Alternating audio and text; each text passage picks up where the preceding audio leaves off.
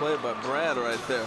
He's in, he's anticipating the bunt, and he lays out. Now the ball's going to be fair. It's going to be a foul ball regardless, so he can go ahead and lay out. If he drops it, he drops it. But that's a great effort. Tremendous play. Chuck, you had the bunt in your day, didn't you? Yes, it is. But the ball is coming a little bit slower than what I'm used to seeing. You know, trying to bunt a 98-mile-an-hour fastball, it was tough. Were you good at it? Well, I had to be good at it because I get paid by winning ball games, especially late in the game, so my job was to get it down. Mitch Williams says all the time there's no excuse for big league ball players to be bad at bunting. Now, just to play devil's advocate, correct. The position players that make it to Major League Baseball aren't guys that were ever asked to bunt, either in high school or in college, or even the minor leagues. The middle order. A lot of them. You're right. Well, yeah, most major leaguers were studs. They were the stars of their team. So I could see it being a tough skill to just pick up on the fly.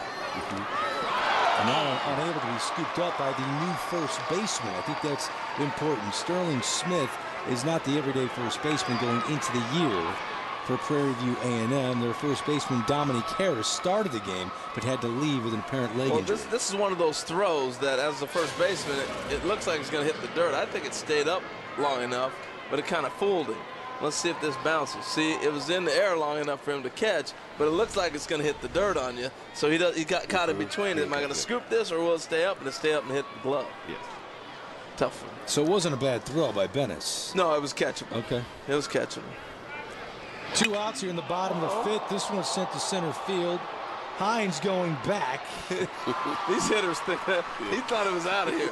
You guys are playing. That's 436 out there. Hey, Chuck, are you going to stick around a little more so we can hang out with you? Sure. Chuck McElroy in the booth with us as we roll on from Houston, the 2012 Urban Invitational. That's 436. Monday at 8 on ML. With Chuck McElroy in the booth, look at the 1991 National League Rookie of the Year voting results. Chuck finished tied for 5th with infielder Brett Barbary, Wes Chamberlain, who had 50 RBIs. Look at that ERA by Chuck McElroy, 1.95. Shoot, you should have won it. I'm telling you. That's what nobody didn't know me at the time. Now, what team were you with at that point? Cubs. With the Cubs. Chicago Cubs, yes. Man, that's a tough ballpark, too. Yeah. Now, how many career starts did you have? I had 5. 5? Yes. And you had a lengthy major league career. Now, one of the top storylines for a couple organizations going into spring training is Brett Valley steps in for Prairie View A&M here in the top of the 6th. You got Neftali Feliz is going from closer to starter. Daniel Bard going from setup guy to a guy in the rotation. How hard is that to do? People think just flip a switch, now you're a starter. No, it's not that easy because, you're going out there more than one time and maybe more than 2 times. So you're going out there a lot of times. That first time around, you may get away with some things, but that second, third at bat, no, they would make you pay for it. And that's what happened to me. Going around that second, third time around, now everybody start digging in. What about like endurance and having I said it, the endurance to get through it? The endurance, you definitely have to be. You do a lot of running, and you have to have the mental mindset basically. But when I first became a starter at the year 2000, it was okay because I only had 2 starts towards the end of the season. I was all right. But starting the season off, it was really tough because I trained myself all winter, have built my endurance, running a lot, but I still was fatigued because I wasn't used to starting. I love relieving. It's all a mind thing. Yeah, no doubt. Evan Richard at the plate, ground ball, and it is foul.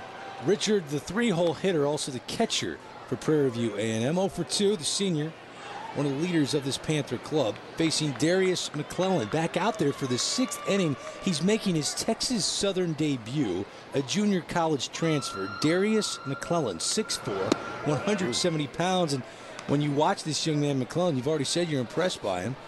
What specifically do you like? I like his mound presence.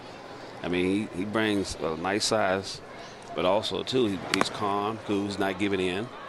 I mean, he's challenging them and getting his breaking ball over, change up over. So, I mean, I like his mound presence, poise, works quick, keep the fielders on their toes. I mean, that's what pitching is about. And he's going to fill out, too. Yes. When you work with the youth, is that something you can teach? You can teach it, but you have to Poise, presence, mound presence, that kind of thing? Yes, but you have to get them to buy in. You got to sell it to them, get them to buy in to understand what you're trying to teach them. At what age does that start, It starts usually at 9 years old. 9 years old, because I don't teach kids breaking balls until they're 13, 14 years old. Right. Because they muscles haven't developed yet. Getting them to get out on that front side and savor their arm. You know, more fastballs and changeups. And I tell them all the time, grade managers make a lot of money just throwing fastball and changeup. Well, you're preaching to needs to be the choir, because so many people are teaching those kids breaking balls now, and it just makes no sense to me. I'm in the same vein as you're talking about when you're teaching a fastball changeup. Let the arm develop, let those muscles develop. Yes. And you see a lot of people teaching the curveball? A lot of them, you know, a lot of them do it for trophies. I don't teach kids for trophies, because the trophies now that you're getting, it's not going to put money in your pocket. It's all about learning the game and saving your arm and throwing more strikes and making guys make plays behind you, but developing more with that. Even with 9 years old, I'm teaching them the same thing that I was taught in spring training. When you're done pitching, do your short exercises, and you're going to run. You know, to keep their arm and keep stamina. As we watch McClellan, this one's fouled off. Walked the three-hole hitter, Evan Richard. Here's Brad Bennis, the cleanup hitter for Prairie View A&M. And again, the initiative here behind the Urban Invitational, the Urban Youth Academies, to spread baseball to those kids, you know, in the inner cities. And, you know, you grew up in the state of Texas here, Chuck. When, at what age, and how did you fall in love with American pastime? Well, when I was in high school, I was more, you know, Texas is more for high school football, but I started getting involved in it when I was 7, 8 years old. You know, things are different now than when I came up. You know, we were introduced to it playing in the street with a tennis ball and a broomstick. You know, kids got video games, they don't do all that anymore. So that's how I was introduced to it. So I just got out there and just loved playing sports, just loved playing the game, and that's how I learned a whole lot about it. I'm not too sure that they didn't get the out at second there. You thought his foot was still on the bag as you take a look at the career stats. Chuck McElroy, 13 big league seasons, over 650 games. 38 wins, ERA under 4, and 17 saves. How many appearances a year did you average about? 70, 71. Wow. That's a lot. That's some durability right there. And I love pitching that way. Yeah. I love pitching almost every day because, you know, you get that rhythm going. Once you get that rhythm, it's hard for them to hit you. You can stay in that strike zone the whole time. So here's that play. I think he's on the bag. Now, again, you know, you hear me talk a lot about presentation and how you Oh, they get him. Wow. So Hernandez upset that they said his foot was off the bag, but don't worry, because Darius McClellan picks him off at second base. Hey, Chuck McElroy, thanks for spending some time with us. It's my pleasure. It was a lot of fun to talk to the veteran reliever for so many years and seeing what he's up to now. And a great block of the bag there, right, Harold? Yeah, I thought with the naked eye he was back in right there. It looked like he was out. Good so play, 6 shutout innings from Darius McClellan. A great debut for the Texas Southern Southpaw. 3-0 halfway through 6.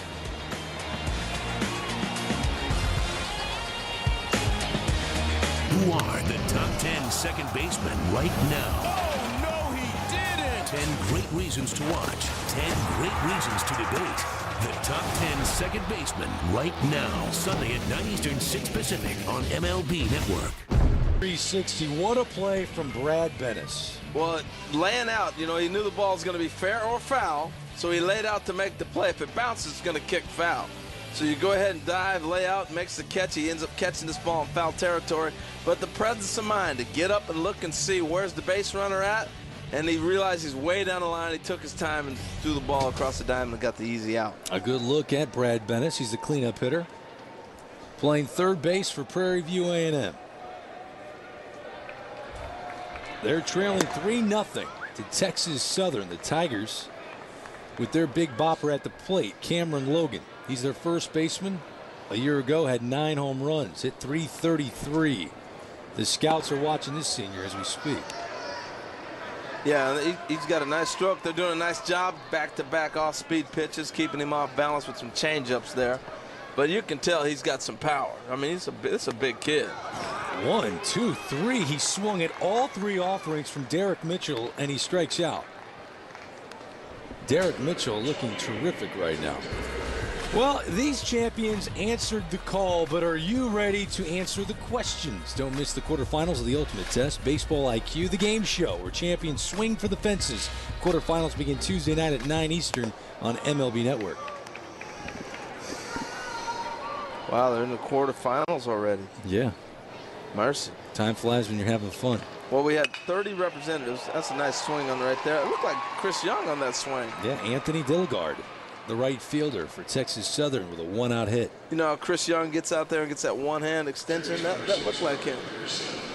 I got to tell you, first off, Watch this. it's cool to play at Minute Maid Park for these HBCU teams. But to see Chris Young and Justin Upton walking around the field and in the stands, that had to make them feel good. No doubt. That's really cool. I remember when I was in A-ball and they had a strike that year, and I was playing in Wausau, Wisconsin. And we were playing our Midwest League All-Star game in Milwaukee at County Stadium. It was like, holy smokes, we're in County Stadium. And Paul Molitor and Robin Yao, Jim Gantner, those guys all came out to the game. That's awesome. You know, it was cool, man. Unable to turn two. Andre Oliver, nice pivot at second base, but they do get one. There's Oliver. Oliver's got some tools, man. I like his footwork. Again, very athletic. Right here, he comes across it, gets the throw over. He's got a good runner.